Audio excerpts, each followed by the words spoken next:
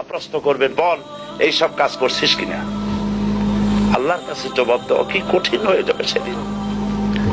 এই জন্য আল্লাহ রাসূল তিনি নিজে এই দোয়া পড়তেন, আল্লাহুম্মা হাসিবনি হিসাবান ইয়াসীরা, আয় আল্লাহ পাক তুমি আমার সহজ হিসাব নাও। তো রাসূলুল্লাহ যদি সহজ হিসাব চান তাহলে আমাদের উপায় কি? আল্লাহ তুমি আমাদের সহজ হিসাব নিও। রাসূলুল্লাহকে প্রশ্ন করা হয়েছে, হুজুর সহজ হিসাব কি? হুজুর বলেছেন, আল্লাহ যাকে মাফ করতে চাইবেন তাকে একটা পর্দার আড়ালে নিয়ে যাবেন, জিজ্ঞেস করবেন, এই বান্দা এইসব কাজ করছো? এখন আল্লাহ জিজ্ঞেস করতেছেন, সে তো ভয়তে অস্থির হয়ে যাবে, কেন্দে পাগল হয়ে যাবে, আল্লাহ করে ফেলছি, আমার মাফ করে দাও। আল্লাহ পাক তার জবানের সমস্ত পাপের কথা শুনে সে যখন অনুতপ্ত হয়ে কাঁদতে থাকবে, আল্লাহ বলবেন, যা মাফ করে দিলাম, জান্নাতে চলে যা।